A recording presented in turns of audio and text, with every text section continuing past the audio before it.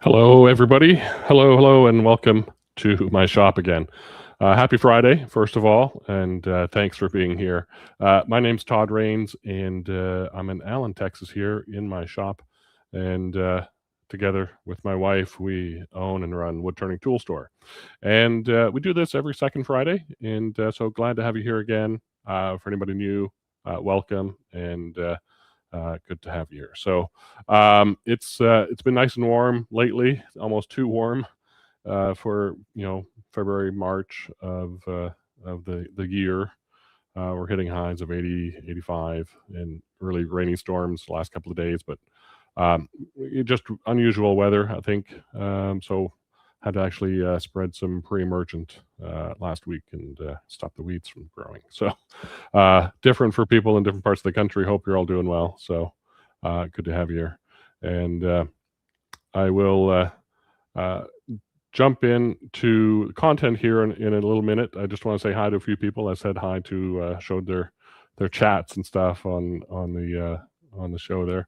Roger, thanks for joining. Appreciate it. And Dave, good to have you here from Virginia. Nice. Todd, Glen Cove Woodworks. Nice to have you here. Yeah, more storms is coming in the DFW area here, Todd. Absolutely. Let's see. Tennessee, good to have you here, Terry. Dick is another local from Plano area. And good to have you here. Thanks for showing up. Let's see. Wisconsin. Thank you, Don. And Glenn from Florida. Thanks for joining. Appreciate it again. Lowell, a friend from Alamo. Good to have you here. John Fisher, braving our brutal 89-degree weather here in South Cal. Yeah, I know it's crazy. I don't know. This year's got a very short winter. I'm not quite sure. Let's see. Mary Alice, good to have you here. Thanks for joining. Appreciate it. And Joe, Albuquerque. Jim from up north there, thank you very much for joining. I'm going to skip down. There's quite a few. Another local. Chuck, good to have you here. Michael and Jennifer, good to have you here. And let's see, scrolling down. There's plenty more people saying hi to everybody. Thanks for doing that. Appreciate it.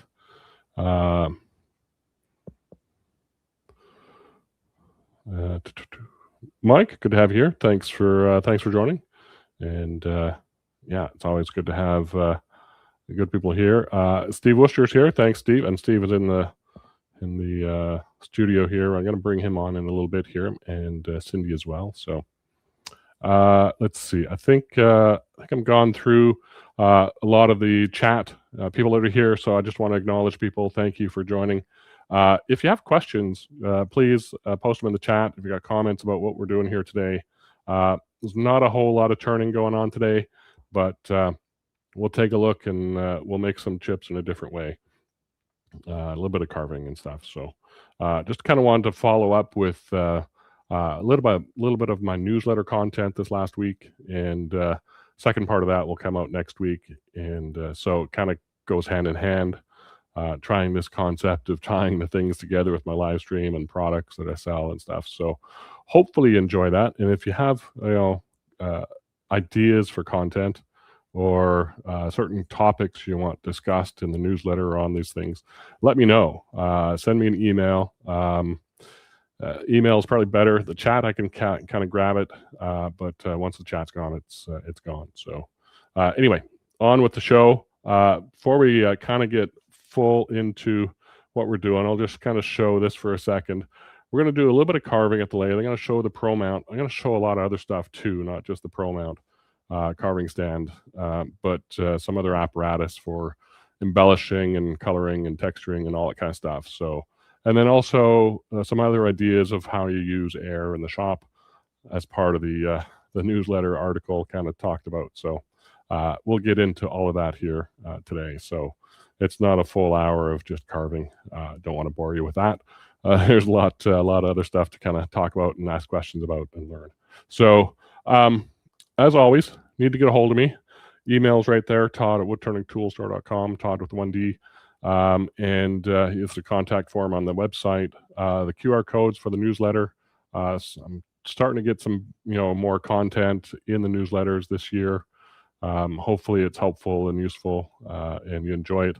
There's always stuff to talk about in wood turning. There's so much. I haven't even scraped the done other things in wood turning, like segmented stuff. So even though I've done a lot of flat woodworking and stuff in the past, but anyway, there's lots of topics in wood turning and in general that we can go through. So yeah, get a hold of me there. Our friend Cindy, who is here in the studio, is also doing some live streams every other Friday night. Cindy, if you're ready, I'm going to bring you on. And there you go. Steve, we'll get to you in a second. So we'll bring you on in a second. So Cindy, I know tomorrow we'll talk about that as well. You're doing your demo, but I just got to always ask, you got anything planned for next Friday? Well, I thought I did, but I put it to the back of my mind getting ready for tomorrow. Well, if you want to see something in particular, email me with a suggestion. That'll help. Yeah. That definitely helps. It helps both of us. So yeah. Right. We'd love to kind of help, get topics from you guys, what you want to hear and see and stuff like that. So it'll be fun. Let me just pull this up since we're here talking with you. Egg in an egg box. It's kind of what I called it. I think you had a couple of different things you called it. Egg box. Yeah. Egg in a box. Egg in an egg box. Here's my egg box. Yeah. Well, there you go. Oh, and check this out.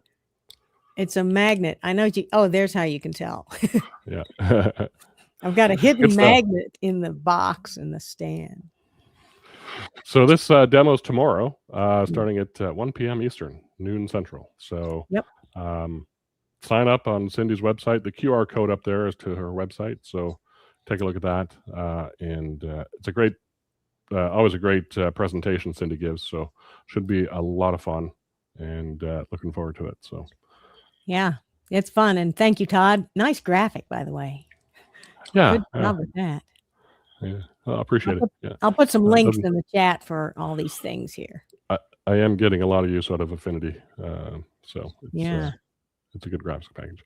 All right, Steve, if you're okay to come on board, we're going to bring you up here. Steve Worcester of turningwood.com, and we're talking about vendor showcase now. So super. Steve, you got all cleaned up. What happened? Summer.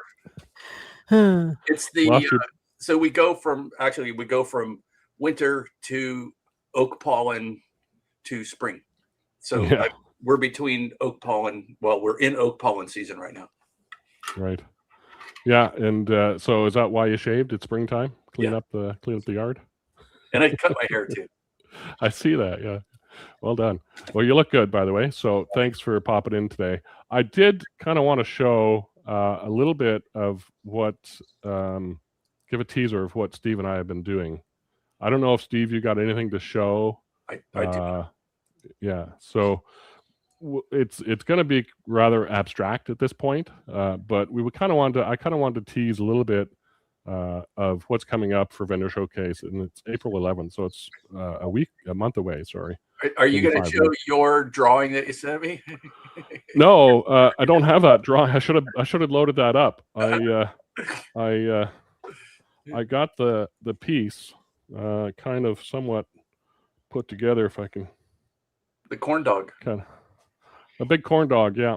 So it is going to be a bulrush. It's a cattail. Cattail. So lots of carving yet to come on it and stuff. And then Steve has got something to go on top of this. And I don't know if you want to let the cat out of the bag fully, Steve, but maybe we'll leave that up to you. Yeah, it's a dragonfly. And Nice. as I normally do, I just go full on. I think I've bought 5 books. I've talked to, are they called etymologists or entomologists? One of them's bugs and one of them's language. Whatever, the bug guys. Yeah. And had some work done on, I want it to be as realistic as possible, but they're only like 3 inches long. And so I had to make it like life size to make it a little bit. Whoa, it's a box? Well, I didn't intentionally make it a box. I'm just really meant to lessen the weight. But yeah, it is essentially a box. That's nice. Very cool. So, yeah. So cool. It'll come apart. I need to do some work on that, but we're going to be carving this end. Anyway, go ahead about your dragonfly. So the dragonfly is actually a real, it's patterned after a real dragonfly called the blue-eyed darner, which is native to West Texas all the way over to the West Coast. And I chose it because it's the coolest looking one. Really. And I've learned more about dragonflies now than I have ever in the past, but I hopefully will take that. I think I want to go down this road a little bit more. So. Well, cool. And just to put things in perspective, this is probably 9 inches long, the brown part. Then I got a top stem and a bottom stem that's another 10 inches. So it's probably a little bit bigger than actual size. But Steve gave me the remit the other day, said that he had to double the size of his dragonfly. So yeah, the dragonfly is 6 inches, so with about an 8-inch wingspan, 8 or 9 inch wingspan. Ooh. So yeah, we needed a larger platform for for kind of scale in a way. So the other thing one of the reasons I kind of made this in pieces is being able to ship it. So that's one of the things. Absolutely. So yeah. Are your wings going to be detachable? I don't know yet. There's still a lot of things, and part of the problem is getting it all to come together. Yeah. And I'm having to learn to do all kinds of things. In this case, there's carving, piercing, airbrushing, metal work for the legs. So there's and the wings, which I actually had laser cut. I contracted a friend of mine to laser cut them because I couldn't 3D print them. They were too detailed. Yeah. Well, it's very cool because a lot of stuff you talked about is going into this as well, right? This part of the collaborative. This stem was actually multi-axis turned. It's hard to tell. It's fairly straight, but I wanted to put some a little bit of feature in it. It's got a slight bend here and a slight bend here and a different angle there. So it's kind of hard to tell on camera. But and then, of course, I've got a tremendous amount of texture and carving to do and coloring. And so Steve is on the same boat doing some carving and texturing and coloring and stuff. So today's live stream is kind of jiving into that sort of mode. Just basically showing off what I've got set up to be able to do some of this stuff. Not all of it I've used lately, so I'm a little rusty. Anyway, Steve, Cindy, thanks so much for being here, and certainly stick around if you want. Answer questions in the chat, and we'll look to see more progress of what I'm doing and what you're doing, Steve. And Cindy, you've got a collaborative with Lyle or Joe? I can't remember. I can't remember either. And I must follow up on this after my demo is done tomorrow. There you go. I'm kind of a one focus at a time person. I do what you mean. Yeah. Good stuff. All right, guys. Thanks very much. And we'll talk to you soon. Yeah, I can't wait to see what this is going to look like. See you later. I need some more carving burrs, so I'm interested in. Okay. Yeah, I'll show you what I got and stuff. But I'm not sure. Well, we'll see what might work for your dragonfly. So, Mhm. all right. Bye-bye. All right, let's thank Steve and Cindy for their time, and check out Vendor Showcase. It's going to be a lot of fun, and that's April 11th. So hope you can make it there. So back on to what we're doing. I am talking too much. Let's take a look at what we're doing here, and I got to find my and we'll go down there. So I've got a bit of a mishmash of a setup here today, and so bear with me as we change things around and take a look at things. But first of all, I want to talk about the embellishing and the carving side of things, and what I've got set up. So I've got the Pro Mount is a carving stand that uses this adapter to go on to your chuck.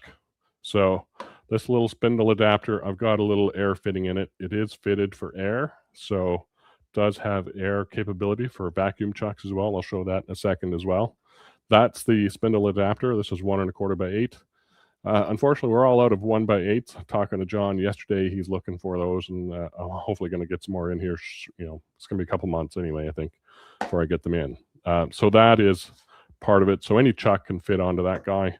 Here's the body of the device, and it is aluminum fixture on a post that's screwed into the bottom here, and it's got 2 handles. One for, let's stick this back in just so we can kind of demonstrate. One to lock the spindle in there, so when it turns upside down, it doesn't fall out. And then the second arm locks the head. So now if I turn this upside right, lock the head. Rotation is not going to fall on you. If I undo the outer one, I can then move this and take this out. So we got independent movement of twist, basically, and then rotation this way. And then obviously in the tool post, we can twist it this way. So the tool post, most of them, not all of them, the 5-inch and 6-inch, have threads on the bottom for a plate that you can mount on a bench and stuff. But otherwise, they fit right into your banjo. And I'm going to turn that way. Yep. So this is a little bit awkward to kind of show on camera, a little, from the angle you see here, but we'll get another angle going here. So I've got this chuck. Before we get this chuck and I start doing carving on my actual piece, burr carving, let's set up the vacuum chuck and just see what we can do there. So let me see. We've got the robust vacuum chucks, the 3.5, 4.5, and 6-inch. I think the let's say the 4.5 is going to be the one I want to use. Yep. So these are all aluminum made. They're threaded, of course, for your chuck. They've also got these 2 little holes in it for a inline rotary coupling. So typically what you do through the lathe is use a coupling like this that has seals on it, and this goes in the headstock side, and this has got a rotary action, so your hose goes on this side, this spins freely, and your spindle is part of the vacuum hose, right? So that's one way to do it. That's the way I'll do it today. The other way is having the hose come actually right through the spindle, come out here, and go into the bottom of a coupling that's inside here. So that's the other way to do it. That's the way I've done it in the past with a different kind of chuck. So Robust sells these.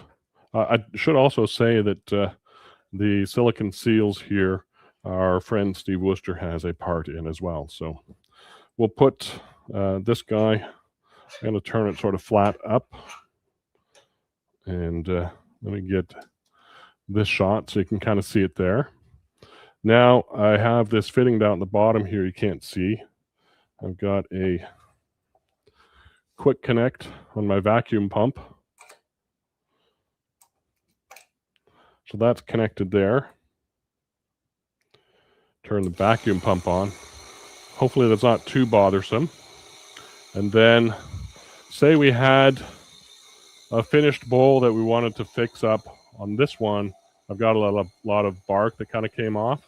So perhaps I want to just have a way to hold it that I can mount it there. So now I'm drawing about 20, can't see, 15 to 20 pounds. I don't need a whole lot of pressure to hold it because all I'm doing is coloring it, right? So I can crank it up fully. And if I do that, and do this one, I can tip it over. It's not going to fall out, that kind of thing. So I'll clear the spindle there. So it's kind of nice. You can move it around, not have a worry about it falling. I can undo the outside lever. Let me widen that out a little bit. I can't widen that one out. Let's move this stuff out of the way. Go to that shot. So the outside lever allows me to spin the device this way without having it tipping it back and forth. The inside lever is the one that allows me to spin this way without having this fall out. So very handy to have sort of that sort of capability of dual motions. Lots of different carving stands out in the wild. I know Trent Bosch has one. I've had his for probably a couple decades, and this one works well. So, you know, if you're here with markers, marking up or staining your let me just widen that out a little bit.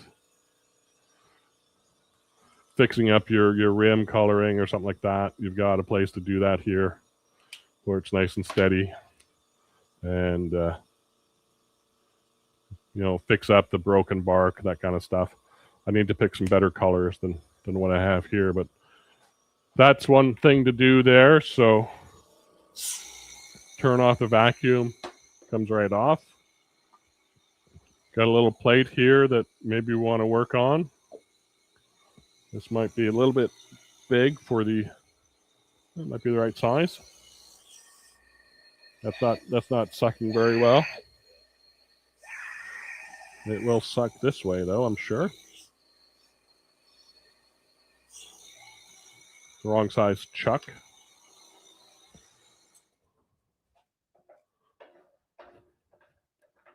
Let's perhaps try the little 3-inch chuck.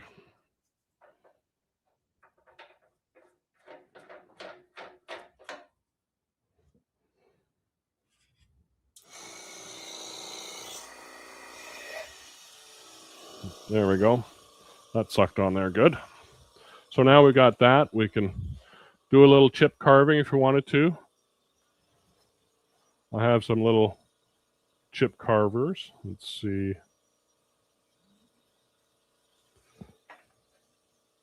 And so if we wanted to do a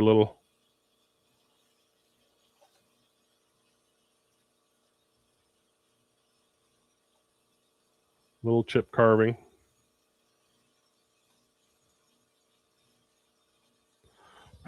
we could do that. That is really quite blown out there. So let me see if I can fix that. Why did that stop? I'm having wrong way. There we go. A little exposure problem. You can see we got a bit of chip carving going on there. So it's a great way to kind of hold it. I can rotate it, go to the next section, rotate it and go to the next section and be able to hold it. So if you got something that's already finished, it's a great solution to be able to use that vacuum chuck. So the pump here is old, but it still works. The fittings are you know, I just replaced fittings on this guy and on the bottom of that. So that works. A vacuum can also be used, which I've never done, some of the resin casting stuff and those kind of things. So I think others have had experience with that more than me. So we'll let that lie with them. So if you got ideas about resin casting, you know, your amount of air you can pull, or your vacuum, and whatever chamber you use, you have to size appropriately to your project. So that's important to know. So we can also just use a regular chuck on this guy, not worry about the air. This little Talon chuck with the pin jaws on it. And where's all my pieces? Right here. So I'm going to use this as my way to hold this finished piece, basically. Wrong way, I gotta expand, just not too much. That way I've got it to be able to hold, and I'm gonna tilt it towards me a little bit and push it that way. And let's see, did I get that back in frame? I did. So there it is there. So I've got some dimpling to do up here. And there are a few textures I want to get in there. When I look at I didn't bring in a feature image of a bulrush or a cat's tail. I forget what their etymology name is, but entomology, I can't. Steve's got me right there. I don't know which it is now, but it's kind of when I was a kid, we had lots of them growing up where I grew up, and you go up and you touch them, and they're very kind of firm. They're rough, kind of got a rough texture to them. But if you pull them apart, they're stuffed full of seedlings essentially. But it just erupts like a really, really overstuffed pillow. And so all that stuff just comes spilling out, and so like that. It's all white, sort of fluffy stuff, a little bit itchy, and they grow on tall stalks, fairly weedy stalks. So this is going to be the stalk of this one, joined up like that.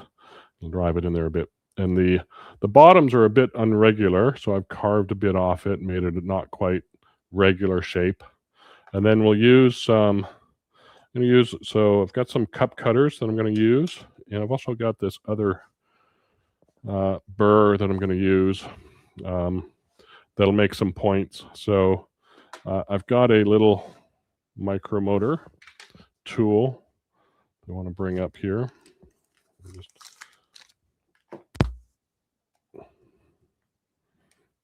this way and bring this over. So I think that shows in this one. So a little micromotor carving tool. It's got a switch, a handpiece, and a speed dial. So I can turn it up. And in here, I've got a, let's see.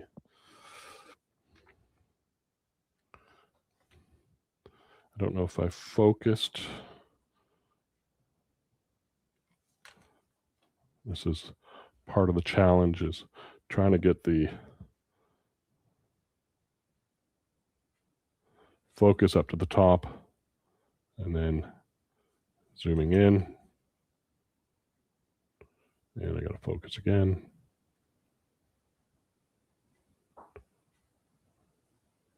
Not quite. There we go. So this is a cup burr, so it's going to basically cut the outside, leave the inside as a little dimple, and that is going to go all over the top of this guy. And if I can back him out a little bit, I'll maybe stand this up just a little bit. You can kind of see some of the dimples there, so a little bit awkward and where I'm going with it, but basically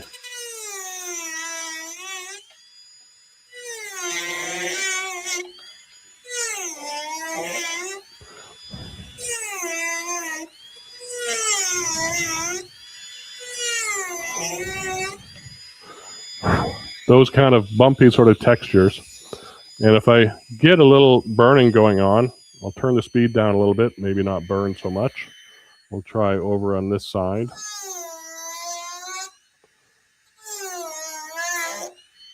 Maybe down a touch more.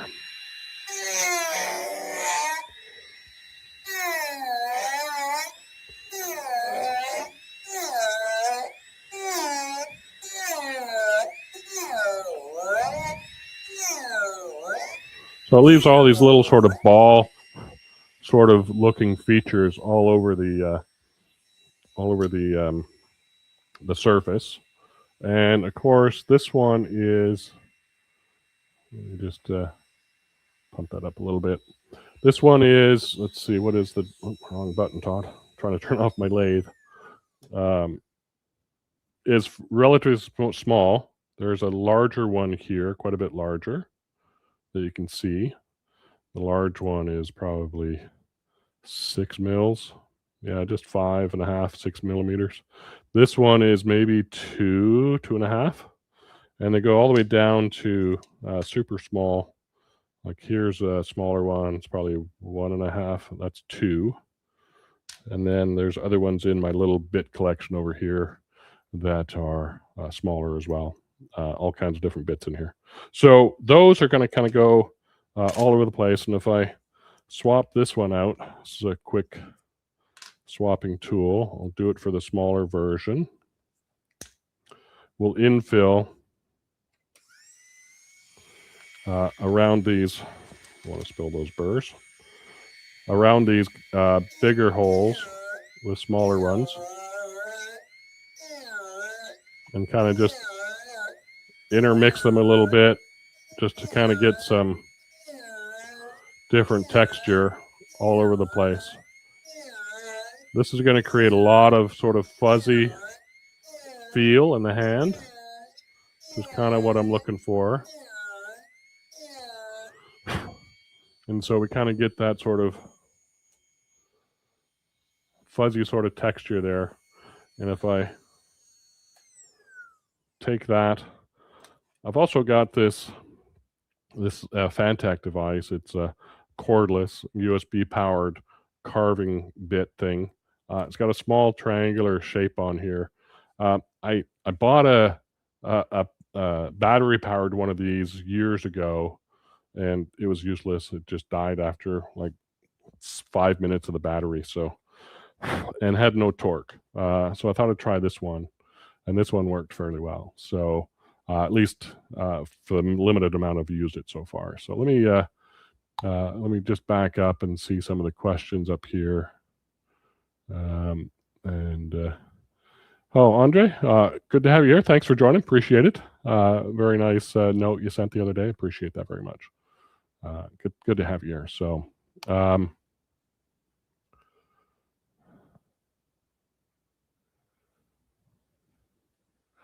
sorry, I'm just reading a comment. Didn't quite make sense to me. So I'll move on. Where is that?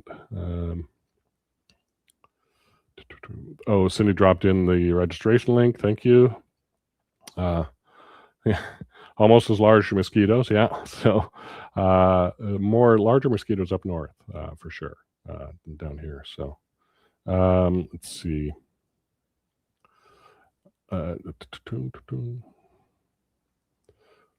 Here we go. Sorry, I was way back behind. What brand of micro rotor? This is Master Carver, and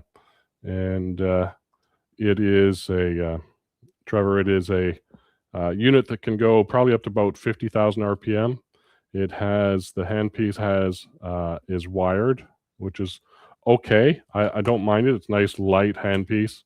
I like it much better than a flex shaft device. You got a lot more range of movement and flexibility with your hand. It's big enough for my hand. It's got a quick release collet and stuff. So that is very handy to be able to switch out tools. You do have capability of putting extra collets or different size collets in it. I think this goes up to 3/30 seconds. Is that right? 4/30 seconds is an eighth. So maybe an eighth of an inch, and then 3/30 second collet, and then a smaller one, I believe, as well. I've got one here that goes into it. So can hardly see that, but that is Master Carver Micro Pro, and very handy little unit. I like that unit a lot, so recommend that one highly. This one is, like I said, one of these Fantech devices, and we shall see how, if you can hear that, it's going. It's fairly quiet. Let me get back to the other and turn up the speed. It's not super fast, but I was surprised at how well it goes and doesn't bog down. So I've got all these little places I can poke this in and create a divot. This is basically a small diamond shape tool, pointy sort of arrowhead shape, if you will. And so putting a bunch of those around as well will just add some complexity into the texture. I'm looking for something kind of rough, kind of unique, kind of random, because I just don't know otherwise how to get the texture. Could do it with modeling paint or paste from paint, and put that on and kind of dab it with a towel or something, make it little spikes, but that didn't quite have the same feel to me as I wanted. So what I can do after that. So I like those cup burrs. I like the really small sort of point type burrs. And this guy is restricted to 3/30 seconds and under, I think. So I can't get my bigger burrs in there, unfortunately. It does have a little screw off collet. So it just screws, but just don't lose the cap because it kind of comes off otherwise. Speed control is kind of dead simple. It's on, and then you've got, if I can't do it with my left hand. There we go. You just got a little button, little speed indicator with LEDs. Doesn't go that fast, but for what I'm doing and where I want to do it, I kind of like having a battery operated one. So that is there. I'm going to change out to micromotor to this little 3M disc just to kind of get some sanding done. So speed way down. I got to just take a quick look.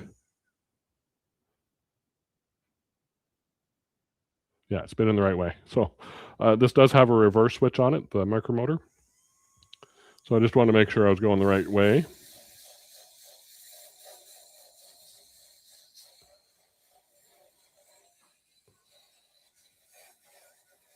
So a little bit of carving like that gives you a pretty good texture. There's still some more work to do here, but I kind of like the way that looks.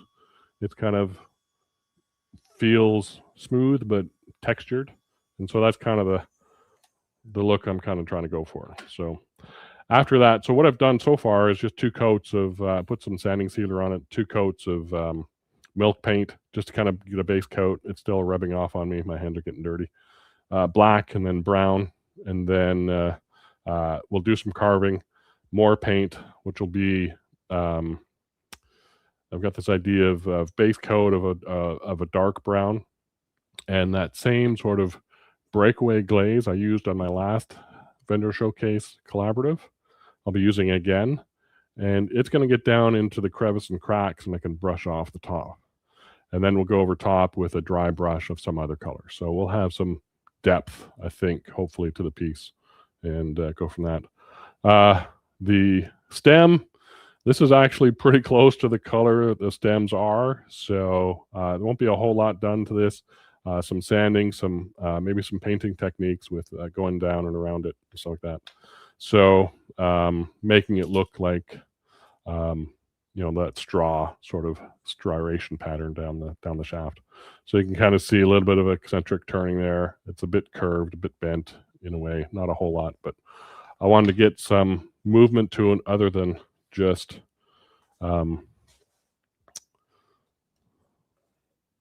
straight. So that's that. So that's sort of the carving of that stuff. I wanted to kind of show also the airbrushing and talk a little bit about that. So I've got on my desk here, and this is really bad color job. Let me see if I can actually even fix that as we speak, because that is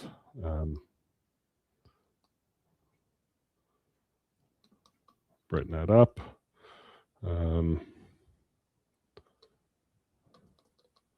Saturation, color balance, but better, a little bit better. All right, so this is just a little piece of platformer wood. There's my carving tool, my little, just going to tighten that back in so I don't lose it. Carving burr on that one. Little wooden platform I built years ago. We've got inlet over here. We've got a regulator with a filter, and then splits to two, and we've got output valves on each output. I've got a airbrush on here, as well as a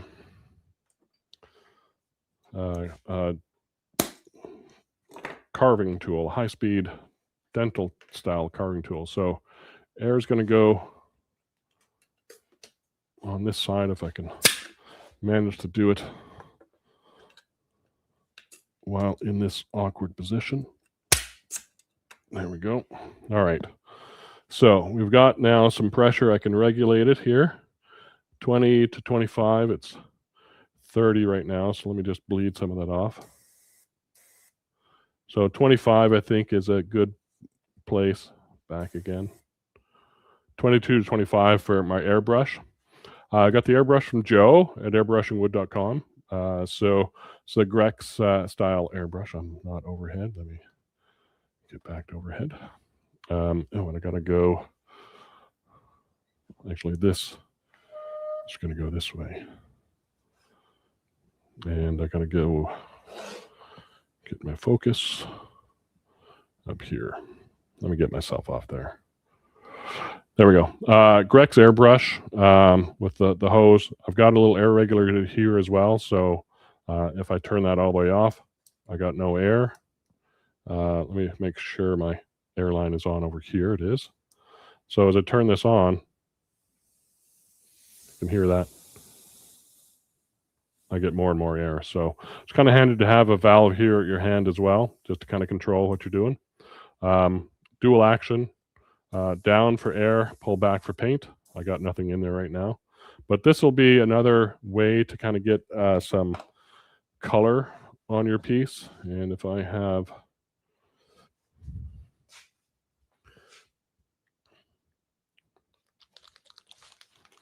a little bit of burnt sienna here. Did I open this one? I have not. Let me open the other one. Or the other one's open. So this is kind of a funky color I opened the other day. It's kind of a bronze, nickel azo gold. So that one is open. So very easy to use airbrushes. It takes a little bit of time to kind of figure out how they are. I'm not an expert. Joe's the expert. He's the guy to ask. So just a few drops down in there. And then, where's that? Had a paper towel, lost it.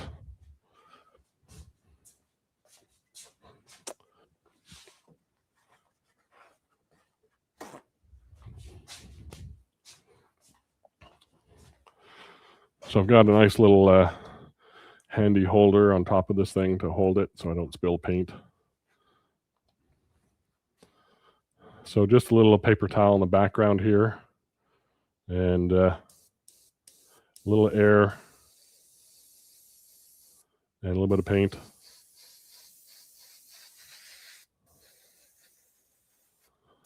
And you kind of see how we're getting a little bit of bronze on those nodules. So very handy, sort of being able to paintbrush, spray paint and stuff on your piece, wherever you are. Spin it around, get the other side.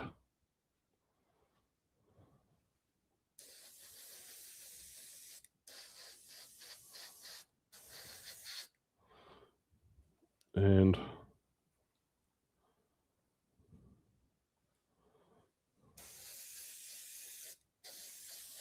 I do kind of like that color. Probably a bit too much on there, but we can rake it off the top a little bit maybe and let it get down in the bottoms. So that's kind of an easy, simple sort of setup to be able to use between the pro mount or having some place to hold your piece and having a place to have your air come in and gather and all that kind of stuff. Very, very handy. So I'll be doing this. I think I'll be getting a chair to sit down here and do this with. Might take this pro mount over to the bench and do it there. So let me, before I forget, to clean out that airbrush. I don't want it sitting there for too long. So I got some airbrush cleaner. Put that down the bottom. Get your paper towel. And then we can plug up the pin. I don't know if Joe likes doing this too much. And we get bubbles coming up in there. That kind of cleans it out a little bit. Back flushing. And then just spray off the excess.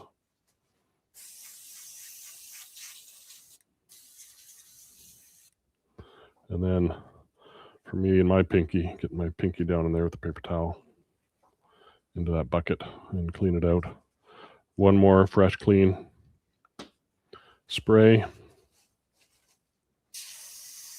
Get the rest of that color out. Now it's coming out clear. Very little bit of yellow. That feels clean. All right. So airbrush cleaned up. Back. The other way to go with the airbrush is, if you don't want to invest in that whole system, is we've got this little Copic marker air adapter and coupled with the Copic markers, right? So this is kind of an interesting concept. These Copic markers are a little older, so let me see if it's going to work. So we've got a Copic marker. It's square in form, and I put it upside down. We put it in to the holder this way, so that we look at this nozzle. It's going to blow across that tip and blow air across. Let me undo my airbrush. Turn off my valve there.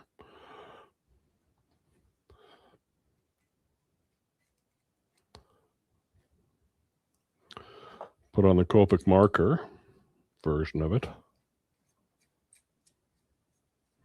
And I've got a burnt sienna in there. Turn on the air. This may require more air. This is not as accurate in terms of airbrushing, but if we look at, you can see it's spraying some ink up there, right? And it kind of ends up coming off the top. So if I'm spraying level, it's going to come up about an inch higher than where I'm spraying. So we can get that color on there as well. It's hard to show up. It's going to show up better on the thing there. And I said these Copics are older, but that is a cheap way or an inexpensive way to kind of get into airbrushing. So let's get this from Dick Blick or other art supplies online. Copic, C-O-P-I-C, and they make the markers and this adapter. So handy little unit. Let me pull that guy out. And they got a whole range of colors. I've got a set of 12 here, so different colors. So kind of a neat way if you're just doing some quick fill on something and you want something that doesn't have the sort of stroke lines or brush lines of a marker, then that works great. So, and there's no cleaning, right? So no need to add any cleaner. So just checking the chat here. Cup burrs, got them from, I know Michael Keys sells them. I think you can get them online. Where did I get mine? I have a little package of them here. I might have got them at, yeah, there we go. MDI Woodcarver Supply. So, good question. 8-piece small cup burr set. I don't know if they're still $25, but there you go. There's still 4 in the package that are super small that I haven't used yet. I'll probably pull some out for this thing. So, yeah, handy things. MDI wood carvers. Good question. Todd, do you sell the micromotor? No, I do not. Don't sell the micromotor, just the wood turning, the Pro Mount carving stand. Good question, though. Let's see. Yeah, Joe Fleming is the guy to go for airbrushing stuff, supplies, Grex airbrushes and paints and accessories and learning. He's doing some IRDs and stuff, so take a look at that. I like that color. What was it? That's the coppery one, I think. That's the one I like too. That is a... there you go, Mary Alice. I can't even... Quinastrodone? Nickel, azure, gold. It's a golden color. So let me see if I can.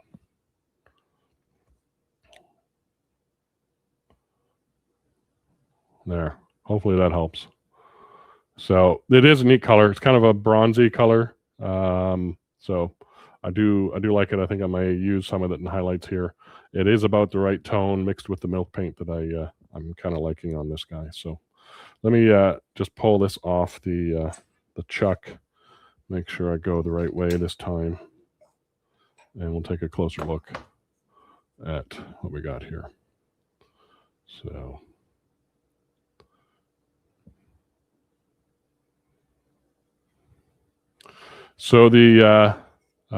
the burnt ones up here, the dark ones where the cup was burning too much.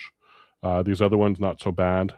And so as I get a dark coat on top, light coat down below, and then do some dry brushing on top, we'll get some nice colors out of it. Here's some more burnt ones. So you kind of get the idea.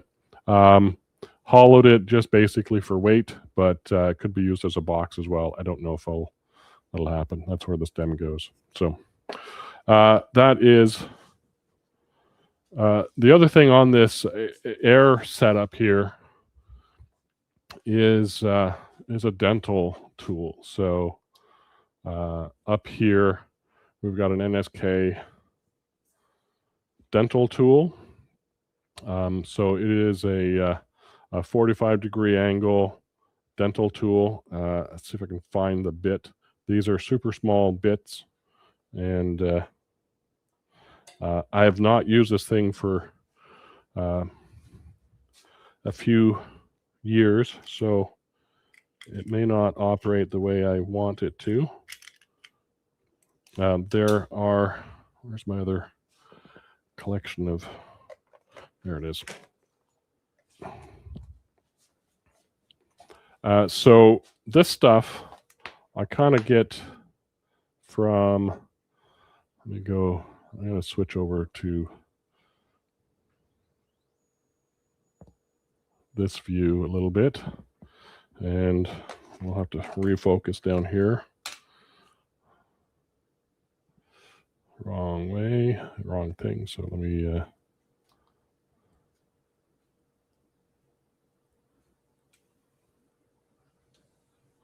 past, sorry.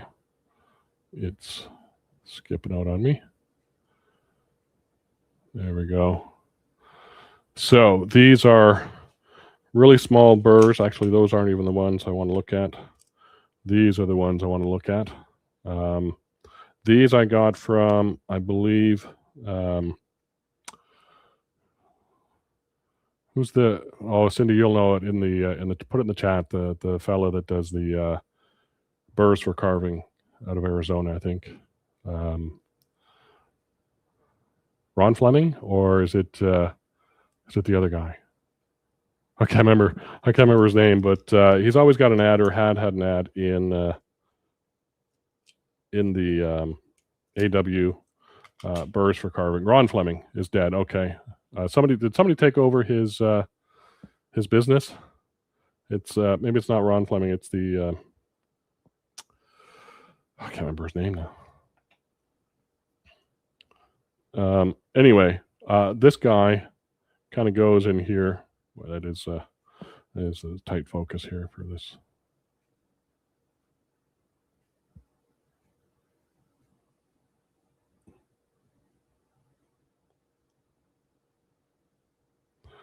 There we go. So those just press in. This is a little push button, call it. Presses in. This has, I'll pull this off. Pull this off. This is a dental tool, so there's 2 ports in the back here. Hard to see now that I got it focused elsewhere. 2 ports for air, 1 for the tool, 1 for blowing debris out of the way, and then the matching sort of ports on the cable. Burrs for carving. Thank you, Cindy. These are really ones are meant for piercing, like piercing small, 1/8 inch the most, maybe even less than that, 16th inch thick stuff. So this is high speed. This is 400,000 RPM. The other end of the hose has two sort of ports. I just got on the adapter here. You can see it right down at the bottom. 1/8 inch thick barb that fits into my fitting. So I screw that on, and I just push this yellow hose right on there. That's all I need. I don't need a whole lot. It's a small amount of air, but it's going through. And I can't remember, honestly, what air pressure these really want to be used at. And just get a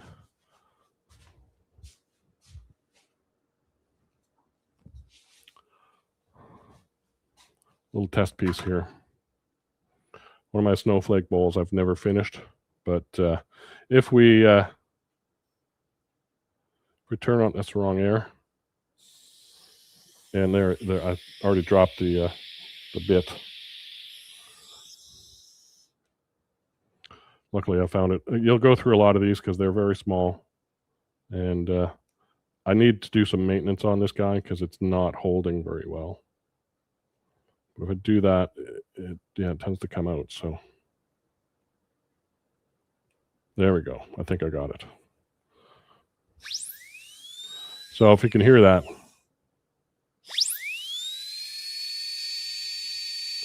So that is spinning probably 300,000. I don't know. I can't tell. But that is what you need to be able to do some serious piercing. And it's handy. You got the little light there on the end of it. So kind of see what you're doing. So it's a very kind of cool tool. But again, this stuff is way too thick. You need to be much thinner than this to be able to kind of really use this effectively. One of the, I think, I don't know if Sammy Long uses one of these, but Binfo use these quite a bit, and a lot of other carvers using this sort of dental style tool that has some really high speed, low torque, but high speed sort of stuff for carving. So that is an exciting thing to look at as well. There we go. Pull that out, put that back up there. You end up getting, this is the, FG169L is basically the one to get, I think, for what I was learning at that time. And I've got 669L. I don't know the difference. I'm not quite sure there. It looks like, yeah, it's much thicker top burr. but I don't know what the numbers mean. But buy them by the, however many in a pack, because you're going to lose them, and they don't last a whole long time. So that is it. I've got some other sharper burrs in here. I think these are too big for the dental tool. I'm not sure. And some old ones as well. So yeah, lots of different things to do for carving, but having a station like this is really helpful if you're doing multimodal sort of decoration and work. So, and if you've got 2 colors for your airbrush, you got 2 airbrushes, which I've got a couple more in the drawer here that I'm not using, then that is very helpful. So we talked about vacuum assistance on the chuck, vacuum chucking on the Pro Mount. We mentioned vacuum for doing resin casting. So that's the other vacuums, of course, in the shop. We're going to be dust collection, right? So everybody's got hopefully dust collection. Oh, that's my face. I was wondering what was coming by here. Sorry about that. Let's see. Where's my overhead? So if I zoom out quite a bit, you can see attached to my banjo via magnets and this little sort of support stand, I've got a dust collection hose. That goes around the side here to a Y section. And off that Y, I can do a floor sweeping vacuum, if you will. So dust collector is back behind me. And so vacuum at your workstation is important. So collect the dust where you can. The other sort of, it's not really, is it vacuum? Yeah, I guess it kind of is. Yeah, is a powered respirator. So use a power respirator. I use this one all the time. My battery's charging, or it's over there. But it's basically going to suck air in here through the filters, blow it across your face, and keep your lungs clean. So you got dust collection, you've got respirators helping you air. The other one, third one in my shop, is a in the room air cleaner. We've got a jet version of a air cleaner to set it off. It sits up just over there. It's going to suck the air in from behind me, blow it out this way, and hopefully we get a circulation of air in the shop that continuously cleans. I need to change the filters, but usually when I'm done in the shop for the day, there we go, I will turn that on, and it's got a time, so I can go 2 hours, 4 hours, 6 hours, speed, high, medium, low, on or off. So very handy. There's different brands of this. So that's 3 protections: dust collection, respirator, air cleaner, to help with your health and safety. So other uses of air, obviously having, let's see, an air hose near or at your shop is important. So I've got this blow gun. Very handy to have a blow gun just around your shop. Dust yourself off, dust off your piece, clean out your spindle and your tailstock. Dust off your electronics if you got electronics around like I do and Cindy does. And dust yourself off. Be careful on pressured air on the body. You don't want to get an embolism, which is basically air in your bloodstream. So don't put it against your open cuts or wounds or your open places in your body, your eyes, your ears, and nose and stuff like that. And just be careful with how you use air on another person. So important to know. The other thing I have is that short one. I've got a wand version of an air gun, which I really like because I can extend this out. And now I've got a reach from basically my body to the floor, right? So if I do this overall shot, it's kind of, I now have this wand to clean up my floor. So this is basically my version of sweeping the floor. So it's handy because I can get underneath benches, underneath carts, underneath things close to the floor without having to get on my knees. And so a super long wand like this is kind of handy for me. So it does retract and go smaller. So I usually have this one on all the time and use it. Obviously, if you're hollowing a hollow form, you can use that to clean out the dust debris. Yeah, multiple uses of this kind of tool in the shop. Compressors, you can always use compressed air around your shop. I only have a hose. I don't have it piped anywhere. So that's a bit of a pain. But if you have the luxury to pipe your air to different places, great. If you're doing other plastic stabilization, epoxy resin, casting, pressure pot is another way to go. I don't do any of that. Lots of resources out for that kind of stuff. So, but for those kind of applications, I think you do need a lot more air than a small, small tank air compressor can get you. So, figure out your tank, your requirements in CFM, cubic feet per minute, how much air you need to move, and get your air compressor as the size you need. So, I have some questions here. MDI Work Carvers also sells micromotors. Oh, there you go. Good. Thanks, Patty. Nice to know. Michael is asking, ask your denter for used burrs. They get too dull for teeth, but still work fine in wood. Interesting. I hadn't done that, so that's good to know. Let's see.